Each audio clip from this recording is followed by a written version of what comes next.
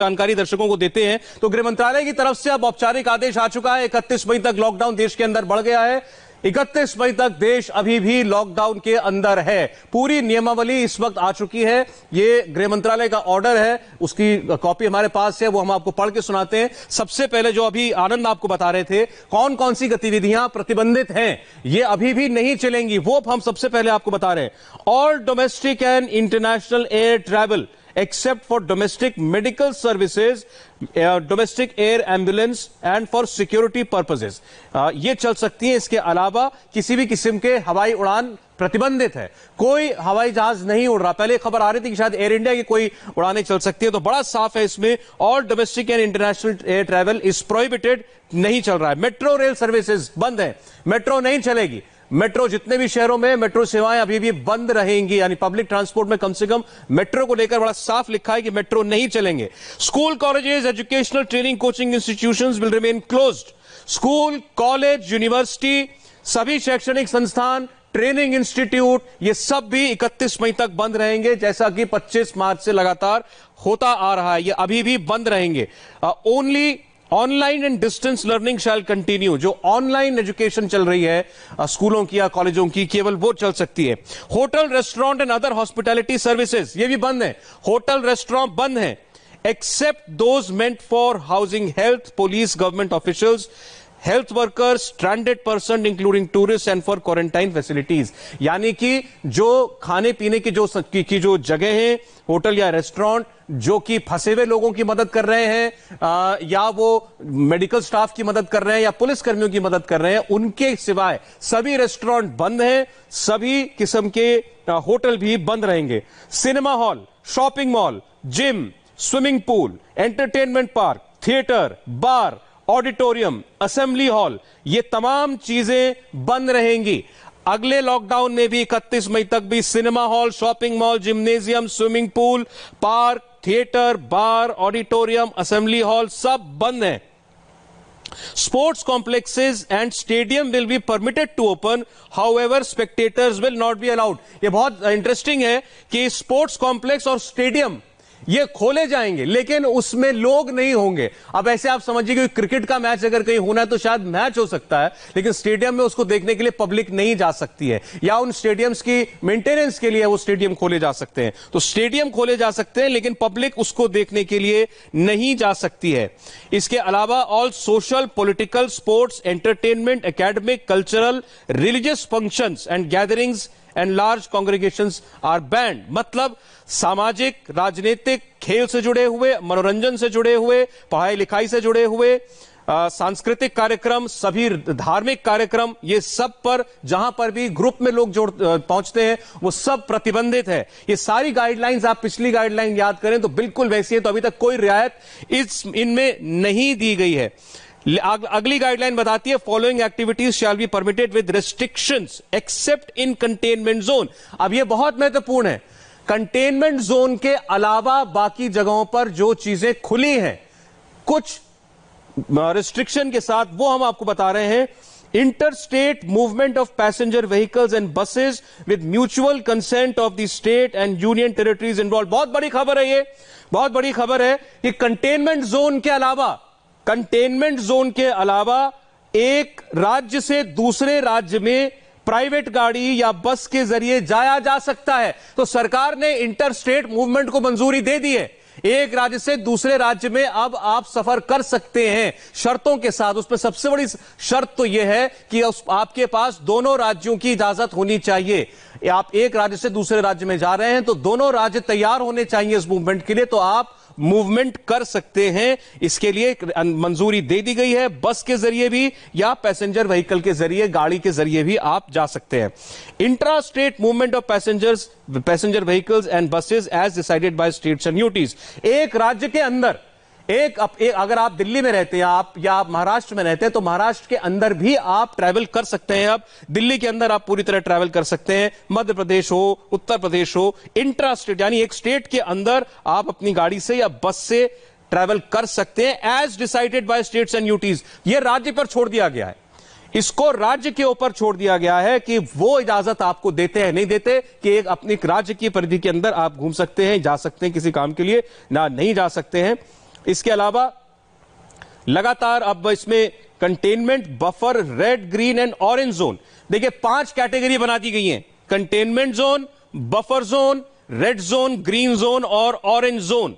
ये लगातार ये बता दिया गया है।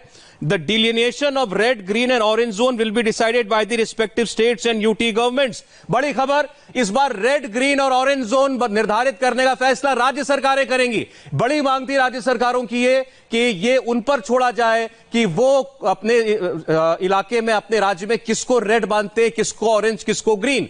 पहले पिछली बार ये केंद्र की तरफ से बताया गया था, अब की बार ये निर्धारण करना ये राज्य को ऊपर छोड़ दिया गया है कि कौन सा इलाका रेड जोन होगा, ग्रीन जोन होगा, ऑरेंज जोन होगा। ये रिस्पेक्टिव स्टेट गवर्नमेंट्स या यूनियन टेरिटरी गवर्नमेंट्स तय करेंगी after taking into consideration the parameters shared by ministry of health and family welfare. यानी स्वास्थ्य मंत्रालय की तरफ से जो गाइडलाइंस दी गई हैं, जो पैरामीटर मानक बनाए गए हैं, उनको ध्यान में रखते हुए राज्य सरकार तय करें। तो एक बड़ी मांग राज्यों की सरकार ने मान ली है। इसके अलावा जो आगे इसमें जो जानकारी दी जा रही है, with in the red and orange zone, containment zone and buffer zone will B demarcated by the district authorities after taking the consideration of guidelines of ministry of health welfare. यानी कि अब रेड एक इलाके के अंदर red zone, orange zone, containment zone और buffer zone, फिर बता रहा हूं आपको, red zone, orange zone, containment zone और बफर जोन, ये जो डिस्ट्रिक्ट अथॉरिटी होगी, जो आपके जिले के जो अधिकारी होंगे, ये वो तय करेंगे। ये एक जिले के अधिकारी ये तय करेंगे कि वो किस हिस्से को रेड मानते हैं, किसको वो कंटेनमेंट जोन मानते हैं, किसको वो बफर जोन मानते हैं और किसको ऑरेंज जोन मानते हैं। रेड और अगर कंटेनमेंट जोन और बफर जोन में आपको कंफ्यूजन है तो आपके लिए साफ कर देते हैं। फर्ज कीजिए कि आप मुंबई के एक हिस्से में रहते हैं, आपकी बिल्डिंग में कोई कोरोना का केस है, तो वो एक कंटेनमेंट एरिया है, वो एक पूरा कंटेनमेंट एरिया है और इस लिहाज से आपके आसपास का सारा इलाका रेड जोन हो जाता है। लेकिन अब उस कंटेनमेंट यानी उस बिल्डिंग के आसपास के थोड़े इलाके को अगर आप छोड़ दें, उस इलाके को बफर जोन कहा जाएगा। उसके बाहर के इलाके में गतिविधि शुरू हो सकती है, यह इसका मोटा मोटा मतलब है। लेकिन अब ये तय करेगा आपका डिस्ट्रिक्ट एडमिनिस्ट्रेशन कि वो किसको कंटेनमेंट जोन मानेगा, किसको बफर जोन मानेगा, किसको ऑरेंज में और किसको रेड में रखेगा। तो दो बड़ी बातें आपको बता रहे हैं हम इस वक्त की। राज्यों को यह अधिकार है कि वो तय करें कि कौन सा इलाका कौन से जोन में आता है और वहां पर किस हिसाब से छूट देनी है। और एक इलाके के अंदर भी, एक जिले के अंदर भी जिले के अधिकारी के, जिले के अफसरों के ऊपर छूट है कि वो ये तय करेंगे कि कंटेनमेंट जोन कौन सा है और बफर जोन कौन सा है। In the containment zone only essential activities shall be allowed. Containment zone के अंदर केवल अनिवार्य सेवाएं ही इस वक्त उसकी अनुमति होगी पहले की तरह। There shall be strict perimeter control to ensure there is no movement of people in or out of the zone. जो भी आदमी रेड जोन में रहता है वो उससे बाहर नहीं जा सकता, उसके उस इलाके के अंदर कोई नहीं जा सकता, सिवाय किसी मेडिकल इमरजेंसी के आप रेड जोन के बाहर नहीं जा सकते हैं, यह भी साफ कर दिया गया है। इसके अलावा कंटेनमेंट जोन में there be intensive contact tracing, house to house surveillance and other clinical interventions as required. Containment zone के अंदर कॉन्टैक्ट ट्रेसिंग ज्यादा होगी, हाउस टू हाउस सर्विलेंस होगी, घर घर जाकर के सर्विलेंस की जाएगी। देखिए देश भर में नाइट कर्फ्यू जारी है। एक और बड़ी खबर, नाइट कर्फ्यू देश में जारी है, मतलब शाम के 7 बजे से लेकर सुबह के 7 बजे तक अब कर्फ्यू रहेगा। शाम के 7 से सुबह के 7 तक जो किसी भी किस्म की नॉन एसेंशियल मूवमेंट पर पाबंदी थी वो अभी भी जारी रहेगी। इसको नाइट कर्फ्यू कहते हैं सरल भाषा में। तो शाम 7 बजे से सुबह 7 बजे तक अभी भी ये पाबंदियां जारी हैं कि आप बाहर ना निकल पाएं। और कोरोना के हिसाब से अब 3 की बजाय 5 जोन हो गए हैं, red zone, green zone, orange zone, इनमें भी कंटेनमेंट जोन और बफर जोन ये भी इसमें जोड़ दिया गया है। और ये सब अब राज्य सरकारें तय करेंगी, ये पूरी तरीके से साफ है। आरोग्य सेतु को लेकर भी इसमें, उससे पहले आपको बता देते हैं, person above 65 years of age, persons with comorbidities, pregnant women, children below age of 10 shall stay at home। 65 साल से ऊपर के बुजुर्ग, गर्भवती महिलाएं, वो व्यक्ति जिनको पहले से कोई और बीमारी है, दिल की बीमारी है, डायबिटीज है, सांस की बीमारी है, और वो बच्चे जो 10 साल से कम उम्र के हैं, सब घरों में रहेंगे। उनके बाहर निकलने पर अभी भी रोक है क्योंकि इन पर सबसे ज्यादा खतरा है संक्रमण और उसके बाद होने वाली मेडिकल प्रॉब्लम्स का। तो 65 साल से ऊपर के व्यक्ति, बीमार व्यक्ति, प्रेग्नेंट महिलाएं और 10 साल से छोटे बच्चे बाहर नहीं जाएंगे।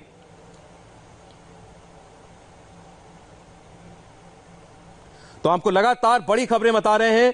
इस बार कुछ बड़े परिवर्तन किए गए, राज्यों के ऊपर बहुत कुछ छोड़ा गया है कि राज्य ये तय करें कि वो इसमें कौन सा इलाका वो कौन से जोन के अंदर मानते हैं। इस बात का निर्णय अब राज्य सरकार करेंगे। ये उनकी एक बहुत लंबे समय से आ रही मांग थी, जब से ये लॉकडाउन चला है। और पिछली बार जब ये बताया गया कि इस किस्म से देश को इन 3 सेगमेंट्स में बांटा गया, तो राज्य कह रहे थे कि ये हमें आप तय करने दीजिए। इसके अलावा बता दें आपको जो सजा के प्रावधान है वो भी बता दें। Penal provisions, any person violating these measures will be liable to be proceeded against as per the provisions of section 51 to 60 of Disaster Management Act 2005। यानी जो भी व्यक्ति इन दिशा निर्देशों को नहीं मानेगा एनडीएमए एक्ट के तहत, डिजास्टर मैनेजमेंट एक्ट के तहत, उसके ऊपर कार्रवाई भी होगी। ये बात भी साफ कह दी गई है और राज्यों का इस पर बहुत बड़ा रोल जो है वो इस बार दिया गया है। Wearing of face cover is compulsory. Face mask पहनना कंपलसरी है। आप किसी भी पब्लिक स्पेस में जाएं, पब्लिक स्पेस आप भूल जाएं, अपने घर के बाहर भी अगर आप निकल रहे हैं तो आपका चेहरा ढका हुआ होना चाहिए। ये देश भर में जारी रहेगा। ये जो निर्देश है पिछली बार से अब भी जारी रहेगा। Spitting in public and work places shall be punishable with fine. थूकने पर अब जुर्माना है। पिछली बार भी ये कानून आया था, थूकने पर जुर्माना लगेगा और यह जुर्माना जो आपके राज्य के अधिकारी हैं वो तय करेंगे। Social distancing shall be followed by all persons in public places and in transport. सामाजिक दूरी का पालन हर किसी को करना अनिवार्य है। यह साफ इस निर्देश में लिखा गया है। जहां जहां बस चलाने की भी अनुमति दी गई है वहां भी आपको सोशल डिस्टेंसिंग का पालन करना पड़ेगा। इसके अलावा शादी से जुड़े हुए अगर कोई फंक्शन हो रहे हैं तो 50 से ज्यादा लोग उसमें नहीं हो सकते शामिल। शादी विवाह के आयोजनों में 50 से ज्यादा लोग शामिल नहीं हो सकते। अगर किसी के घर में कोई दुर्घटना मृत्यु हो जाती है तो उनके अंतिम संस्कार में उसमें 20 से ज्यादा लोग शामिल नहीं हो सकते। यह पहले भी लागू था। Consumption of liquor, paan, gutkha, tobacco and public places is not allowed. यानी सार्वजनिक जगहों पर शराब का सेवन, पान खाना, गुटखा खाना, तंबाकू खाना, इस पर पाबंदी है। इसको समझ लें इसको। पब्लिक प्लेस पर अब आप गुटखा, पान मसाला, तंबाकू खाते अगर पकड़े गए तो आप पर जुर्माना होगा। साफ साफ बताया गया है निर्देश में। शराब पीने पर तो पहले से पाबंदी लगी हुई है, लेकिन अब आप पान भी नहीं खा सकते, आप तंबाकू नहीं खा सकते, आप गुटखा नहीं खा सकते। पब्लिक प्लेस पर ये सब चीजें अगर किसी ने, कोई अधिकारी, कोई पुलिसकर्मी देखता है तो आप पर वो कानूनी कार्रवाई भी कर सकता है। ये भी साफ साफ लिखा हुआ है। Shops will ensure minimum 6 feet distance, 2 गज की दूरी among customers and shall not allow more than 5 persons at the shop. यानी अगर कोई दुकान खुली, आप दुकान पर जा रहे हैं तो वहां भी सामाजिक दूरी का ख्याल रखते हुए आपको 6 फीट की दूरी या 2 गज उसे कह लें, इतनी दूरी आपको बरकरार रखनी है। और एक दुकान पर 5 से ज्यादा लोग भी इकट्ठा नहीं हो सकते हैं। यह भी साफ साफ इस निर्देश के अंदर कहा गया है। और जो कामकाज की जगह, जो वर्क प्लेसेस हैं, उसके बारे में भी इसमें गाइडलाइंस दी गई हैं। जहां तक मुमकिन हो वर्क फ्रॉम होम करें। यह साफ निर्देश दिया गया है किसी भी संस्थान को कि जहां तक मुमकिन हो आप अपने कर्मचारियों से वर्क फ्रॉम होम कराएं। इसके अलावा जो वर्क के जो कामकाज का समय है, टाइमिंग है, वो भी ऐसा होना चाहिए कि एक व्यक्ति के आने और जाने में दूसरे व्यक्ति के साथ उसका आमना सामना ना हो पाए। इसके अलावा कामकाज की जगहों पर थर्मल स्कैनिंग हो, यानी आपका टेम्परेचर चेक किया जा सके, आपको हाथ धोने की वहां व्यवस्था हो, वहां पर सैनिटाइजर आपको मिले और एंट्री और एग्जिट पॉइंट अलग अलग हो। यह सब जरूरी है उन संस्थानों के लिए जहां पर कर्मचारी काम करने के लिए जाएंगे। इसके अलावा इन सभी जगहों का फ्रीक्वेंट सैनिटाइजेशन करना होगा, जैसे कि दरवाजे, डोर्स, हैंडल्स, और यह भी कि 2 शिफ्टों के बीच में कुछ गैप होना चाहिए। तो ये लगातार आपको हम ये जो नए दिशा निर्देश हैं वो हम आपको पढ़ करके बता रहे हैं। और इस बार बहुत कुछ पिछले जैसा ही है। एक बड़ी बात यह है कि ज्यादातर अधिकार अब राज्यों को दे दिए गए हैं, क्योंकि राज्यों की मांग थी। वो जरूरी भी है, प्रैक्टिकल है, क्योंकि हर राज्य की अपनी अलग परिस्थिति है। केरल जैसे राज्य में अब नए मामले नहीं आ रहे हैं, महाराष्ट्र में मामले थम नहीं रहे हैं, उत्तर प्रदेश में मामले थमे हुए हैं, लेकिन कभी भी कोई बड़ा विस्फोट हो सकता है कोरोना का। ऐसे ही बिहार का हाल है। मध्य प्रदेश के ज्यादातर जिले संक्रमित हैं, राजस्थान में भी बहुत सारे जिलों में कोरोना पहुंचा हुआ है। तो इस लिहाज से अब राज्य तय करेंगे कि उनको किस कैटेगरी में अपने किस हिस्से को रखना है। रेड, ऑरेंज और ग्रीन ये पहले से थे, अब इनके अंदर भी यानी रेड और ऑरेंज के अंदर भी कंटेनमेंट जोन और बफर जोन, ये दो और क्लासिफिकेशन कर दिए गए हैं। ये भी हम आपको लगातार बता रहे हैं।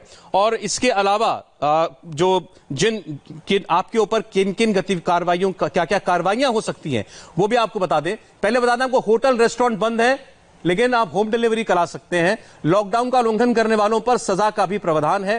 फेस मास्क पहनना जरूरी है। शादी समारोह में 50 से ज्यादा लोग शामिल नहीं हो सकते हैं। किसी की मृत्यु हो जाती है तो अंतिम संस्कार में 20 से ज्यादा लोग शामिल नहीं हो सकते हैं। कंपनियों के लिए मुमकिन हो तो वर्क फ्रॉम होम कराएं। ज्यादातर कर्मचारियों को घर पर रखकर उनसे काम लें। कंपनी में कामकाज की जगह पर थर्मल स्कैनिंग का और सैनिटाइजर का बंदोबस्त हो। लेकिन बहुत बड़ी खबर यह है कि इंटर स्टेट बस सर्विस को इजाजत है, लेकिन यह राज्यों की सहमति से होगा।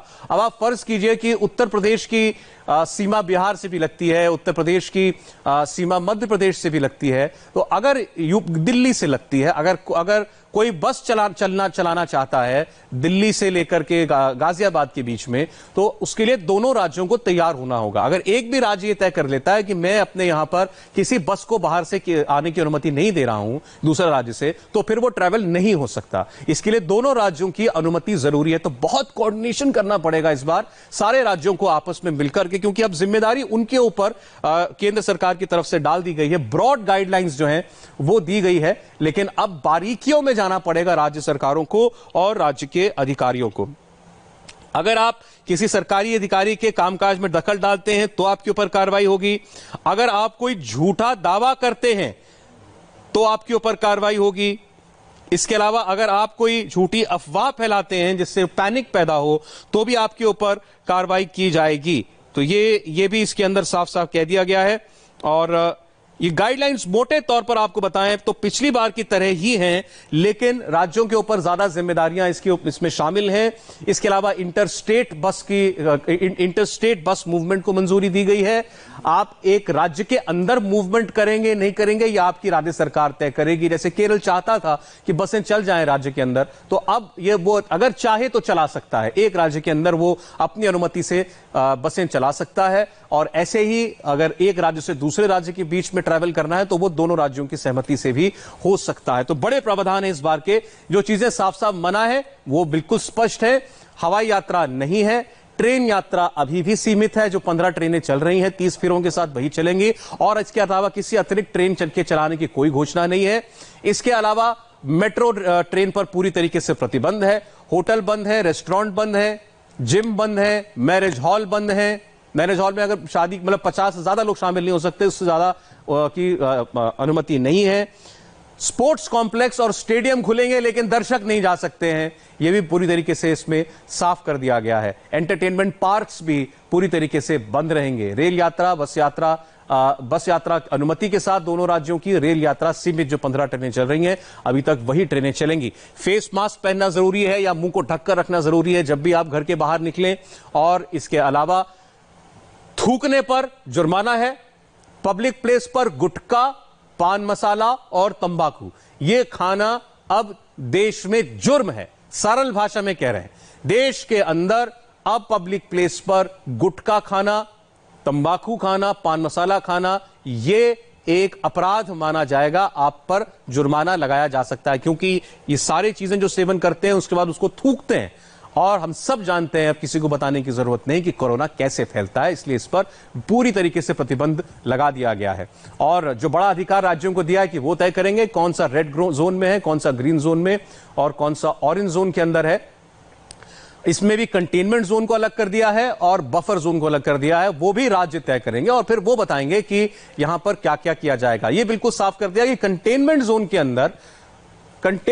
के अंदर किसी किस्म की भी और गतिविधि की जरूरत की को अनुमति नहीं है, सिवाय की अनिवार्य गतिविधियों की। तो चलिए, बहुत सारी जानकारी